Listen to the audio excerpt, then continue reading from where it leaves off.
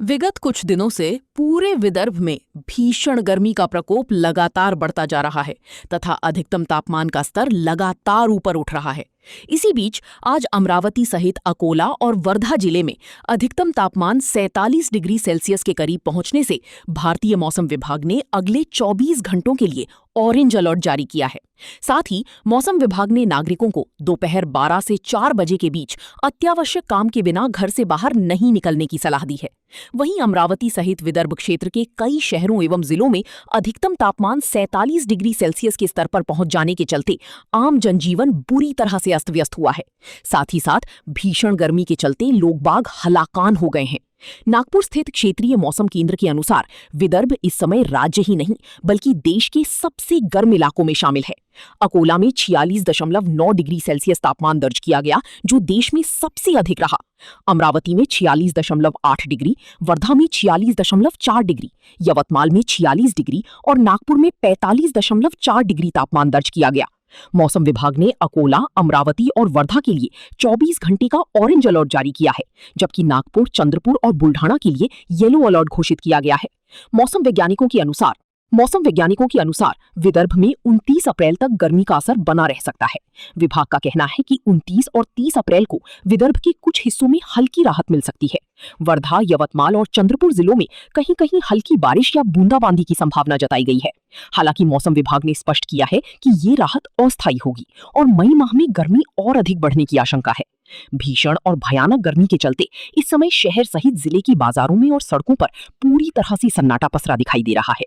यहाँ तक कि दोपहर के वक्त खेत खलिहान भी सुनसान दिखाई देने लगे हैं, क्योंकि लोग बाग तेज धूप व भीषण गर्मी के चलते दोपहर के वक्त धूप में बाहर ही नहीं निकल रहे।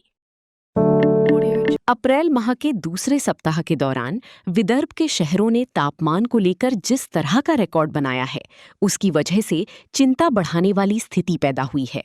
देश के 10 से 12 सर्वाधिक गर्म शहरों की सूची में अमरावती सहित अकोला, वर्षा व नागपुर जैसे वैदर्भीय शहर सबसे ऊपर चल रहे हैं। यही स्थिति गत वर्ष भी थी, जिसे देखते हुए अब ये डर पैदा हो रहा है कि धीरे धीरे विदर्भ क्षेत्र के शहर अर्बन हीट आइलैंड में तब्दील हो रहे हैं। इस स्थिति को देखते हुए अब इस सवाल पर गंभीरतापूर्वक विचार किए जाने की जरूरत पैदा हो गई है कि आखिर ऐसा क्यों हो रहा है। अमरावती की स्थिति सहित अन्य शहरों की स्थिति को लेकर विचार करने के साथ ही विशेषज्ञों से राय लेने पर पता चलता है कि अमरावती सहित विदर्भ की सभी प्रमुख शहरों में बड़े पैमाने पर सीमेंट के रास्तों और ऊंची ऊंची इमारतों का निर्माण हो रहा है एवं हो चुका है, जिसके चलते अर्बन हीट आइलैंड तैयार हो रहा है। और इसी वजह के चलते ग्रामीण क्षेत्रों की तुलना में शहरी क्षेत्रों में तापमान 5 से 6 डिग्री सेल्सियस अधिक रहता है।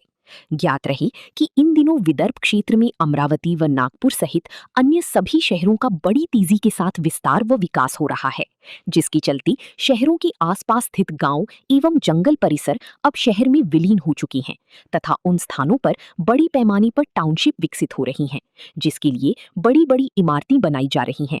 साथ ही साथ शहर में हर ओर सीमेंट कंक्रीट की सड़कों का निर्माण करते हुए फुटपाथ वाली जगह पर चेकर स्टाइल्स लगाई जा रही हैं। ऐसे में सभी शहर अब सीमेंट कंक्रीट की जंगल में तब्दील होती दिखाई दे रही हैं तथा लगातार बढ़ती सीमेंटीकरण व कंक्रीटीकरण की वजह से शहरी क्षेत्रों में तापमान लगातार बढ़ता जा रहा है। विदर्भवासी बड़े जीवट के होते हैं। अनेक अवसरों पर ये बात सिद्ध हो चुकी है। अब भीषण गर्मी के कारण सभी, विशेषकर पश्चिम विदर्भ के लोग बाग खासे परेशान हैं। आसमान से आग बरस रही है, वो झेल रहे हैं। पारा 47 डिग्री सेल्सियस तक जा पहुंचा है। दिन में घरों से बाहर निकलना दुश्वार हो रखा है। प्रशासन भी लोगों को बार बार अलर्ट कर रहा है। ऐसे कोरोना के लॉकडाउन जैसे हालात में भी पश्चिम विदर्भ के लोग हास परिहास का अवसर खोज रहे हैं। सोशल मीडिया पर मजेदार संदेशों का जमकर आदान प्रदान हो रहा है। इस समय जहां एक ओर पूरे पश्चिम विदर्भ क्षेत्र में सूरज मानो आसमान से आग उगल रहा है, वहीं भीषण गर्मी वाले इस मौसम के बीच शालेय शिक्षा विभाग द्वारा कक्षा 4वीं व 7वीं के विद्यार्थियों हेतु कल रविवार 26 अप्रैल को छात्रवृत्ति परीक्षा का आयोजन किया गया, जिसमें शामिल हुए विद्यार्थियों ने छात्रवृत्ति के लिए भीषण गर्मी वाले मौसम के दौरान मानो एक तरह से अग्नि परीक्षा ही दी, क्योंकि कई स्थानों पर परीक्षा केंद्रों में कूलर और पीने हेतु पानी के लिए कोई व्यवस्था नहीं थी।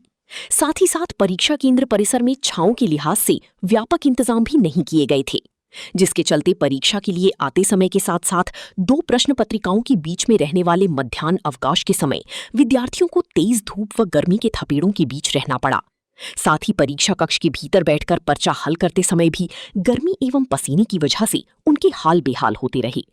यही वजह रही कि इस परीक्षा में अपना पंजीयन कराने वाले कई विद्यार्थी जहां एक ओर परीक्षा के समय गैर हाजिर रहे, वहीं दूसरी ओर परीक्षा में शामिल हुए कई विद्यार्थियों ने जैसी तैसी पहला पर्चा तो हल कर लिया, जिसके बाद दूसरे प्रश्न पत्र की परीक्षा देने की बजाय वे अपने घर लौट गए।